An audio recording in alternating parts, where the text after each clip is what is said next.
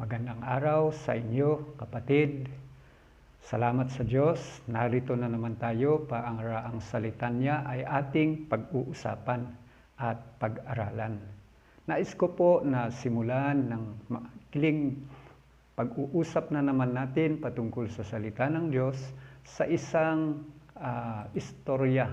Ito po ay isang istorya patungkol sa makapagdamdamin na mga mag-anak ng OFW noong ihatid ang magulang sa airport at luhaan ang bawat isa at sabi ng magulang, "Babay anak."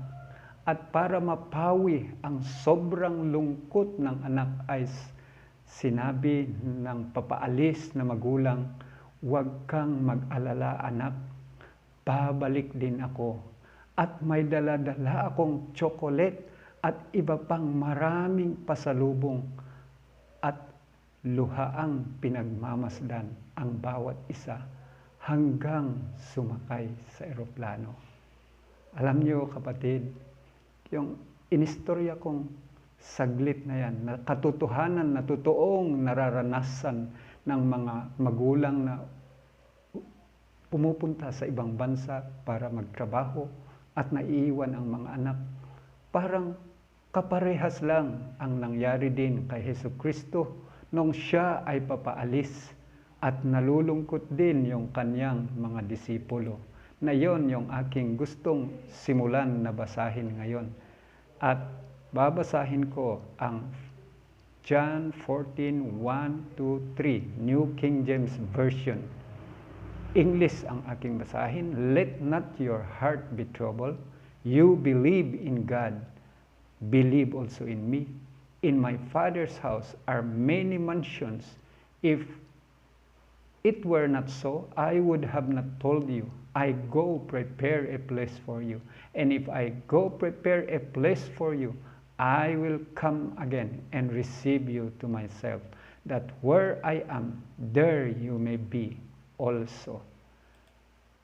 Sa araw na ito, aking pong pinamagatan ang ating pag-uusapan na sa English ay "Rejoice, Jesus is coming." Ulitin ko sa English, "Rejoice, Jesus is coming." Kung Tagalogin ko po yan ay sabi ko, magalak si Jesus ay paparating. Magalak si Jesus ay paparating. Balikan po natin yung binasa ko. Ang sabi po ni Jesucristo sa mga nalulungkot na kanyang mga disipulo dahil paalis na siya, ay sabi niya, "Huwag kayong malungkot, huwag kayong mag-alala. Ako ay babalik." Sabi niya sa kanila, pupunta siya ng langit, aalis siya, ngunit pupunta siya doon para maghanda ng tahanan, maghanda ng matirahan. At kapag nakapaghanda na, babalik siya upang, sabi niya, kung nasaan daw siya, naroroon din tayo. Kaya mga kapatid, in-encourage po ni Jesus yung kanyang mga disipulo na sa panandalian lamang siya ay alis, ngunit babalik din. Katulad po ng aking inistorya na magulang na sabi niya, "Huwag kang mag-alala anak, babalik din ako." Yan din ang sinabi ni Jesucristo, babalik siya. So ang mensahe po sa atin ngayong araw na ito ay magalak tayo, si Jesus ay paparating, o kaya "Rejoice, Jesus is coming." Or ang mensahe po ng Diyos pala patungkol sa kanyang pagbabalik ay mensahe ng kagalakan para sa mga totoo at tunay na kanyang mga taga-sunod. At yan po ang makikita natin kay Jesucristo. Ang kanyang layunin ay pasayahin sila, i-encourage sila dahil siya ay babalik. At pwede din natin tingnan kay Apostol Pablo, mayroon din siyang sinabi sa 1 Thessalonica chapter 4 verse 13-18. 1 Thessalonians 4:13-18. Na ang sinabi niya din dito, verse 13, "But I do not want you to be ignorant, brethren, concerning those who have fallen asleep, lest you sorrow as others who have no hope. For if we believe that Jesus died and rose again, even so God will bring him those who asleep in Jesus. For this we say to you by the word of the Lord, that we who are alive and remain until the coming of the Lord will by no means precede those who are asleep. For the Lord himself will descend from heaven with a shout, with the voice of an archangel, and with the trumpet of God, and the dead in Christ will rise first. Then he who are alive and remain shall be caught up together with them in the cloud to meet the Lord in the air, and thus we shall always be with the Lord. 18. Therefore comfort one another with these words. Makikita din naman natin dito na si Apostol Pablo, ang kanyang ipinaliwanag dito dahil naguguluhan din itong mga taga-Tesalonika kung paano ba yung rapture, paano ba yung resurrection, paano ba yung pagbabalik ni Jesucristo. Kaya in-explain niya dito na sabi niya, sana wag kayong maging ignorante na katulad ng mga walang kapag-asa, yung mga taong hindi mananampalataya, na wala silang pag-asa. Sabi niya, ganito yan, babalik si Jesucristo, magkakaroon ng rapture, magkakaroon ng resurrection. Bakit in-explain niya lahat yon? Na hindi daw natin paunahan yung mga namatay dahil sila ay mabubuhay na magmuli. Tayo naman na nabubuhay ay kasabay natin na sumabat o kaya sumalubong doon sa alapaap. Iyan ang sabi niya. At sabi niya, nag-conclude dito sa ibaba na ang sabi niya, para makasama natin ang Diyos kung nasaan din siya. At verse 18, ang gusto kong emphasize dito ay, therefore, comfort one another with this word. So ang mensahe din pala ni Apostol Pablo dito para sa mga taga-Tesalonika ay para sila ay makomfort, para sila ay sumaya. Katulad din ni Jesucristo, nalulungkot yung mga disipulo pero sabi niya, huwag kayong malungkot, babalik ako. Sabi din ni Apostol Pablo dito sa mga taga-Tesalonika, mayroong rapture, mayroong pagkabuhay, mayroong pagbabalik ni Jesucristo. Kaya ma-comfort nawa kayo o kaya ma-encourage tayo. So ang pinaka-purpose ni Jesus para ma-comfort yung kanyang mga disipulo na siya nga ay babalik. Ang purpose din ni Paul dito na makita natin, encourage one another or comfort one another, sabi niya. Gamitin daw natin yung rapture, yung pagbabalik ni Jesus, yung resurrection, para ma-encourage tayo, para mapalakas yung bawat isa, para ma-encourage tayo na mayroong pag-asa, mayroong pag-asa. Kahit na nauna yung ating mga kapamilya, kahit na nauna yung ating mga kapatid, mayroong pagkakataon na tayo'y magsama-sama muli. At yan yung rapture, yan yung resurrection, yan yung magkakasama tayo. Kasama ang Diyos, kasama ang ating mga kapamilya na manampalataya. Iyan ang sinabi ni Apostol Pablo. At ang sabi naman ng mga iba, oo nga, pero kailan ba yan mangyayari? Ang tagal naman, wala na yata yan. Iyan naman ay sinagot ni Pedro. So tingnan din natin ano ang masasabi ni Pedro. Sabi din ni Pedro sa 2 Peter chapter 3 verse 3 to 13, hindi ko nabasahin lahat at pwedeng basahin na lang ninyo yung mga iba. 2 Peter chapter 3 verse 3 hanggang 13, pero basahin ko lang yung verse 3 ng una. Sabi niya sa New King James Version, knowing this first, that scoffer will come in the last days, walking according to their own lust, and saying, where is the promise of his coming? Verse 4 na yan. For since the Father fell asleep, all things continue as they were from the beginning of creation. Ano ba ang sinasabi na naman dito? Kung ituloy-tuloy natin yan, nabasahin, darating daw yung mga mangungutya at sabihin nila, nasaan ba ang pagbabalik ni Jesus? Nasaan ang rapture? Nasaan mula sa simula hanggang ngayon? Nangamatay na yung mga tao? Wala pa. Hindi totoo yan, sabi ng mga iba. At kung ituloy po natin na basahin ito, explanation ni Pedro dito, ang sabi niya, ang kasagutan niya, na makikita natin dito sa ibaba, sa verse 8 ay sabi niya, but beloved, do not forget this, that one thing, that with the Lord, one day is as 1,000 years, and 1,000 years as one day. Ano po yung ibig sabihin nito? Sabi ni Pedro, ang pagbabalik ng Panginoon ay totoo at talagang mangyayari yan. Kaya lang, ang isang araw sa Panginoon ay 1,000 taon. Ano po yung ibig niyang sabihin? Simple lang, magkaiba yung ating kalendaryo, magkaiba yung ating araw. Kasi parang mas mahaba pala yung Panginoon ang magsabing one day. At isa pa, mayroon pa siyang mga na-explain dyan na ang sabi niya, hinihintay niya lang na magsisi ang buong tao sa mundong ito. So, hindi pala pwedeng sabihin natin, hindi totoo yan, hindi tama yan, dahil bakit hindi dumarating? Dahil totoo, sabi ni Pedro. Ngunit makikita din natin dito kung ano yung pinakabuod din ni Pedro sa kanyang mga sinabi din dito. Na si Peter din, in-explain niya yung patungkol sa pagbabalik ng Panginoon at binanggit niya pa doon sa verse 15 na katulad daw din ng in-explain ni Pablo na marami daw siyang inilahad doon.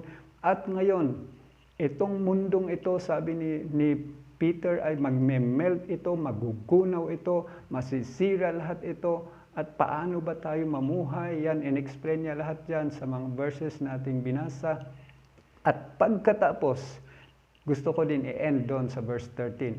Kung magunaw pala lahat ng mga bagay-bagay na nakikita natin sa mundong ito, sabi naman ni Peter, para ma-encourage na naman tayo at mapalakas naman tayo na rejoice, Jesus is coming, sasabihin natin. Dahil sabi naman ng verse 13, nevertheless, we, according to His promise, look for a new heaven and new earth in which the righteous dwell. Sabi niya, oo, magugunaw ito lahat, pero ang Diyos, masaya tayo dahil magkakaroon na naman ng panibagong lupa, panibagong heaven. Iyan ang sabi niya dito, na ang punto ko, magmula kay Jesucristo, gusto niya, mag-rejoice tayo. Patungkol sa pagbabalik ng Panginoon ang usapan, masaya yan. Bakit? Kasi babalik siya. At patungkol din kay Paul, sabi din niya, ang rapture, ang resurrection, ang pagbabalik ng Panginoon ay napakasaya yan. So encourage natin ang bawat isa at huwag tayo maging ignorante dyan, kundi encourage natin ang bawat isa. At sabi na naman ni Peter, encourage din natin ang bawat isa dahil totoo na darating ang Panginoon at magkakaroon naman tayo ng napakagandang lugar. Iyan yung tinawag niya ditong new heavens and new earth na titirahan ng lahat ng kanyang totoong tagasunod o kaya totoong manampalataya sa kanya. Yan po, nagtutugma na talagang ang kailangan sumaya ang bawat isa kasi darating si Jesucristo. At finally, pwede din natin tingnan ang sinabi naman ni Apostol Juan. So si Juan, doon sa Pahayag chapter 22, verse 6 and 7, ganito na naman ang sinabi niya. Then he said to me, this word are faithful and true, and the Lord God of the holy prophet sent his angel to show his servant the things which must shortly take place. Verse 8, sabi niya, behold, I am coming quickly. Blessed is he who keep the word of the prophecy of this book. Blessed daw siya kasi coming quickly daw siya. At mag-jump tayo sa verse 12, sabi niya, and behold, I am coming quickly, and my reward is with me to give to everyone according to his work. Ayan na naman, in-encourage na naman tayo ni Jesus through Apostle John or Apostle John through revelation na ipinakita ng anghel sa kanya. Nasabi niya, ang mensahe niya, I am coming quickly. Dinoble-doble niya yan dyan sa chapter 22. Sa verse 12, I am coming quickly. At ang napakasaya din dyan na itinagdag niya, and my reward is within me to give everyone according to his work. May ibig sabihin sa Jesucristo, ini-encourage niya din tayo na malapit na, mabilis na siyang pabalik at daladalan niya yung kanyang mga gantimpala. At iyan ay naaayon sa ating mga gawa o sa ating mga ginawa habang tayo nabubuhay na naghihintay sa Kanya at masaya tayong naghihintay sa Kanya. Yan po yung sinasabi naman ng verse na ito. So parehas pa rin na ini-encourage tayo. Gusto kong i-wrap up itong aking pinag-uusapan. Rejoice, Jesus is coming. Sabi ni Jesus, wag tayong mag-alala sa John 14, 1-3 yan. Dahil babalik siya, naghahanda ng mansyon at siya ay babalik para kung nasaan daw siya, doon din tayo. Sabi din ni Paul, encourage daw din natin ang bawat isa. Ano ang pag-encourage natin ng bawat isa? Sabi niya sa 1 Thessalonians 4:13-18, encourage natin ang bawat isa na mayroong resurrection. Encourage natin ang bawat isa na mayroong rapture. Encourage natin ang bawat isa na babalik si Jesus. So, anuman ang ating kalagayan sa panahon na ito, ini-encourage tayo. Ganon din ang sinabi ni Peter. Kahit basahin din natin ang 2 Peter chapter 3 verse 3-13 at lahat yan, andyan din yung paliwanag niya. At nag-end tayo sa 13, ang sabi din niya, magme-melt man, magugunaw man ang lahat na nakikita sa langit at dito sa lupang ito, pero mayroon namang darating na bagong lupa, bagong langit. At sabi din ni John sa Revelation, I am coming quickly. Sabi daw ni Jesus, I am coming quickly. At dala-dala niya pa yung mga crown o kaya yung mga reward para ibibigay niya para sa iyo kapatid, para sa lahat ng mga faithful follower niya na naririto ngayon sa mundo na pwedeng nahihirapan man tayo sa panahong ito, ngunit ang Diyos nangungusap sa iyo, sa atin lahat na kunting tiis lang, I am coming. Yan po yung sabi ni Jesus. At ngayon, sa araw na ito, kapatid, purihin ang Diyos. Ang kanyang mensahe sa atin ngayon ay magalak tayo dahil si Jesus ay paparating. Anuman ang iyong kalagayan at karanasan ngayon o nararanasan, ang Diyos nawa ang magbigay sa iyo ng kagalakan. Siya nawa ang magbigay sa iyo ng kagalakan. At sa sandaling ito, nais din kitang ipanalangin, kapatid. Panalangin kita. Let's pray. Panginoon, ang aking kapatid na ito na nakikinig ngayon sa YouTube na ito o kaya sa maikling mensaheng ito, ingatan po ninyo siya sa virus na COVID o kaya sa anumang karamdaman. Panginoon, sa kapatid na ito na nakikinig ngayon, anuman ang kanyang naranasan, kung sila man ay namatayan ng kapamilya, I pray for comfort, I pray for strength sa kanya. Ang kapatid man na ito ay may mga kapamilya o siya ay may karamdaman, I pray for healing right now. Idinadalangin ko na pagalingin mo kapatid kong ito na nakikinig kung siya man ay may mga mabigat na karamdaman. At hindi lamang yan, dakilang Diyos, kung siya ay nangangailangan ng iyong guidance, kung may mga problema sa pamilya man, sa trabaho o personally o kaya sa relasyon sa mag-asawa o sa mga anak, I pray for solution. Tulungan po ninyo siya. At ganun din, dakilang Diyos, kung ang aking kapatid man na ito ay maraming problema, naguguluhan, nalulungkot, o kaya nag-aalala dahil ano ba ang mangyari sa panahon na ito? Magkakaroon nga ba ng ano pa bang mga next na mangyari sa buhay? Hindi niya malaman. I pray for your encouragement. Pasayahin mo ang kanyang puso at isip na you are coming. Dala-dala mo ang mga gantimpala. Tulungan mo ang kapatid na ito. Kung siya man ay nangangailangan ng financial, I pray for your provision sa financial. Hallelujah, Lord Jesus. Dalangin ko na ang kapatid na ito, iabot mo ang iyong kamay sa kanya. Anuman ang kanyang kahilingan ngayon na pwedeng hindi ko na pangalanan, abutin mo po siya, ang kapatid kong ito. Nais ko pong kunin ang pagkakataon na ito, na ipanalangin siya, yung sincere na kapatid ko na nakikinig ngayon at nakikipanalangin sa akin ngayon, tagpuin mo siya sa kanyang pangangailangan. Maraming salamat, dakilang Diyos, sa kasagutan sa aking dalangin sa kapatid kong ito. In Jesus' name, Amen. Kapatid, salamat sa sandaling ito na nakipagpanalangin ka at nakinig sa mga ilang mga verses na aking mga binanggit. Nawa, magalap ka, magalap tayong lahat, ang ating Panginoon ay paparating. God bless you.